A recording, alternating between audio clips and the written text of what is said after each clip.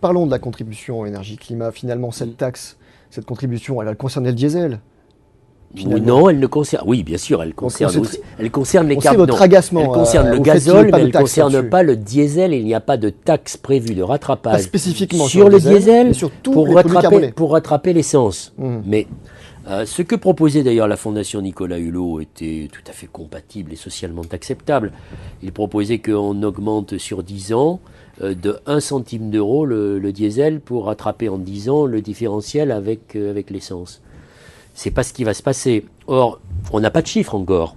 On aurait dû les avoir, mais ils n'ont pas été donnés. Mais ceux qui sont prévus, qui répondent à peu près au rapport de M. de Pertuis, c'est de fixer un prix au carbone qui soit de 7 euros la tonne et qui monte en puissance d'ici 2014 et qui arrive à 22,5 euros en 2016. Mais là encore, une contribution climat-énergie ou une taxe carbone, comme cela a été institué dans de nombreux autres pays européens, ça n'était pas une programmation 2014, c'est sur 2 ans.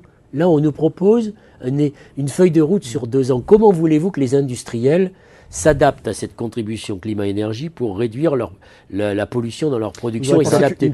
Il aurait fallu fixer une échéance jusqu'au moins en 2020 et qu'on propose 40 euros par exemple la tonne en 2020 comme le proposait la Fondation Nicolas Hulot. Mais 7 euros, c'est un prix qui est très bas, qui est un prix qui est tellement bas d'ailleurs qu'aujourd'hui les quotas de carbone ne fonctionnent pas parce qu'ils sont à ce prix qui n'est absolument pas un levier et qui n'est absolument pas incitatif à éviter la pollution.